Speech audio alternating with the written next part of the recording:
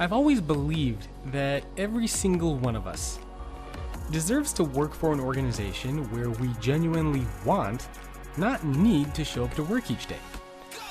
And that the leaders of those organizations actually care about the people who work there and are invested in their success both in the office and outside of it. And when I imagine what the future of work can look like, that's what I think of. And everything I do, every person I meet, and every event that I speak at, all of it, is to spread that message and to help us create a future that we are all proud to be a part of. And of course, I want to have a little bit of fun along the journey. Lied to, betrayed. All of this happened within just 6 months of being in a relationship. Naturally, I did what any rational person would do, and I decided it was time to end the relationship. So I waited until the right moment, I planned, and finally, I handed in my resignation letter. Now, I'm not special. There are millions of people around the world every single day who feel this way about the managers and the organizations that they work for. My first job out of college, the one where I felt so lied and betrayed to, during the interview process, I was told that I would be meeting with executives and entrepreneurs, traveling across the country, and doing all sorts of meaningful and impactful work. A couple months into my job, I'm stuck doing data entry, cold calling, PowerPoint presentations. Combine that with a 3-hour daily commute in bumper-to-bumper Los Angeles traffic. That was my life, and I'll never forget this. One day, the CEO comes out of his beautiful corner office, and he says, "Jacob, come over here, I have something really important for you." I got excited. I thought, this is it. This is the moment. Something amazing is going to happen. And so I run over to him, and I say, "Yes, what is it?" And he puts his hand into his pocket, and he takes out his wallet. And from his wallet, he gives me a crisp, clean $10 bill, slaps it right in my hand, and says, "I'm late for a meeting. I need you to go to Starbucks and get me a cup of coffee. And get something for yourself as well." What, are you out of your damn mind? This is why I worked so hard in school, is to get you a cup of coffee? Get your own stupid cup of coffee. That's what I thought on the inside. On the outside, I said, "Of course, I would love to get you that cup of coffee. Of course, I'm dreaming of getting you coffee."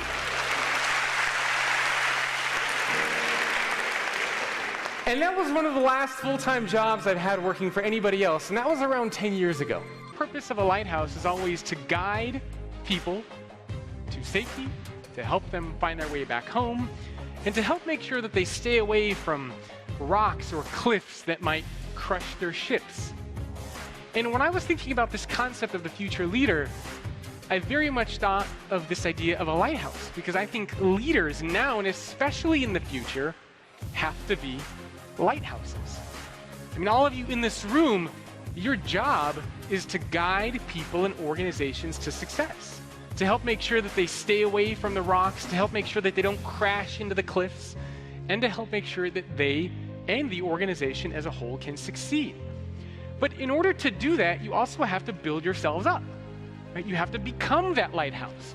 You have to learn new things. You have to evolve and adapt so that you can in turn shine your light onto others and onto this sea of uncertainty that we are all a part of.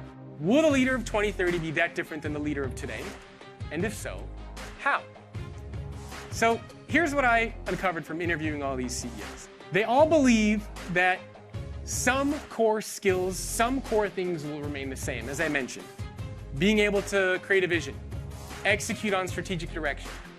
But we will also need a new set of skills and mindsets. Why do we need a new set of skills and mindsets? Because we're seeing things that are disrupting our organizations. Technology, pace of change, automation, artificial intelligence, purpose and meaning and impact, transparency, authentic leadership, the very nature of talent and what it looks like, what they expect. All these things are changing. And because these things are changing, it means our companies are going to change. And if our companies are going to change, then we need a new type of leader who can take and guide these organizations forward. So I call this the Notable 9. These are the 4 mindsets and the 5 skills that the world's 140 top CEOs identified as being essential for the future leader. Now, these are, of course, important now, but over the next 10 years, they believe that this is going to be like air and water. And if you don't possess these, you will not be able to lead effectively. At some point in our lives, worked for an organization where we didn't like our job. And we quit, and we went to go work for another organization.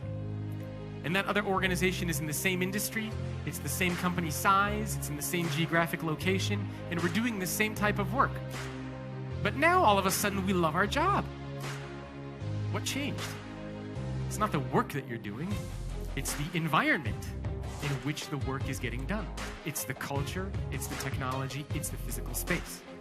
Organizations that can design for those 3 things and build for those 3 things are going to get the organizations where people actually want, not need, to show up to work. You were in a relationship with somebody only because they gave you nice things. What happens when one day they don't give you nice things anymore? You leave, and the same thing is happening inside of companies. We're so obsessed with giving employees perks and shiny new objects all the time that when we can't do it anymore, employees start to leave. So instead, what we need to do is to create an environment where employees actually want to show up. So if employee engagement is the short-term adrenaline shot, employee experience is the long-term change focusing on the core workplace practices of your company. Organizations always say, we want to empower our people. Everybody always says, we want to empower our employees. But on the first day, employees are already empowered, right? They are already empowered when they show up. And what happens is through outdated ways of working, we disempower them. And we make them less satisfied with work. And then when they get down here, we think, oh, now how do we empower them? It doesn't make any sense.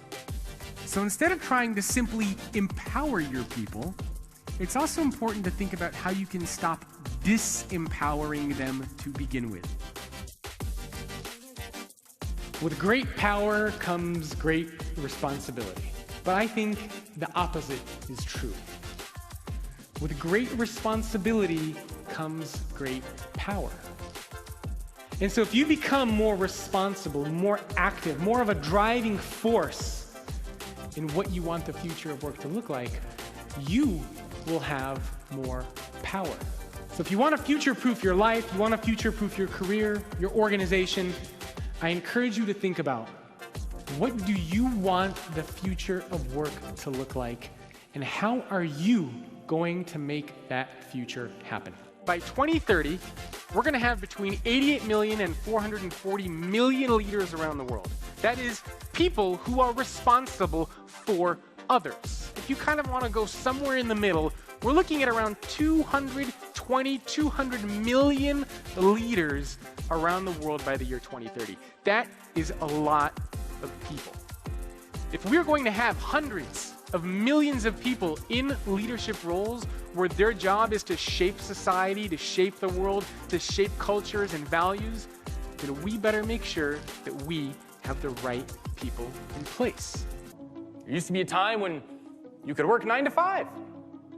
And there used to be a time when if your organization had a job that it wanted to fill, it would put up the posting and people would line up wanting to take that job.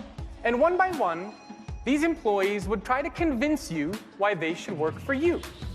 They would talk about all their skills, all their accomplishments, the wonderful schools that they went to, and they would try so hard to convince you why you should hire them. Now look at the world that we live in today. You don't smoke in the office. This idea of working 9 to 5 has largely been replaced by work-life integration. And today, when you have a job you want to fill, and when candidates come through your door and you say, this is our company, all of a sudden now they're asking you questions. What is it like to work here? Am I going to feel a sense of purpose? What are the values of the organization? What's the managerial style like? What tools am I going to be using? And so what we're starting to see is now it's you that are trying to convince the employees why they should work for you. And that's a very, very different way for us to think about work. You have to convince employees why they should work for you. Or you probably have said this yourself. Maybe you're exchanging emails, maybe you're on the phone, maybe it's even in person. You ask somebody, hey, how's it going? And they say, I'm so heads down. You probably even said, I'm so heads down. I'm just laser focused on what's right in front of me. But unfortunately today, it's not good enough to be heads down. You gotta be heads up, heads side to side, heads all around you. So being a super perpetual learner, paying attention to the tangential means being aware of how your skills and your abilities can be applied to other things, not just the one thing that you're doing now. Skills are greater than jobs. Skills are more valuable than jobs. So focus on the skills that you have and where those skills can be applied. Now, how many of you have kids? When your child does something that you couldn't do, or when they do something better than you, you don't look at your child and say, ah, how dare you? How dare you do that better than me? I'm your creator. Push him over. You don't do that, I hope. Maybe. You don't. You look at them with a sense of pride and accomplishment and you say, oh my God, that's amazing, that's great. I raised you, I taught you, and now look at, you're doing things better than even I could do. How come inside of our companies, when other people get promoted and they become more successful than us, how come we can't do that same thing inside of our companies around the world, where we take people who bring in the most money, people who close the biggest deals, and then we promote them as a way to say thank you. And we promote them and then we give them the responsibility of managing others. And then we try to give them soft skill training. Right? We try to give them leadership training. And that never works, does it? What if instead we took the people inside of our organizations that were good at engaging and empowering and inspiring others, the people that were good at the soft skills, and then we promoted them, and then we give them management training. We teach them how to manage a P&L. We teach them how to delegate. That would be a very different type of an organization. You have to put people in positions of power who genuinely care about others. So what does that mean? A manager should be somebody who believes that their role, their job, is to help make other people more successful than they are. What do you think that kind of a company would look like? What if we rewarded those types of people? What if we said, if you help make other people more successful than you, and you help other people succeed in this kind of a company, that's what we're going to reward you for. Not for closing the biggest deal, not for bringing in the most money, but by helping make other people more successful at work. That would be a very different type of an organization, wouldn't it? You have some leaders who everybody wants to work for. Everybody wants to be on that leader's team. They look up to them, they admire them. But in that same company, you also have leaders who everybody hates. People are scared of them, they don't want to work for them, they want to transfer away from them.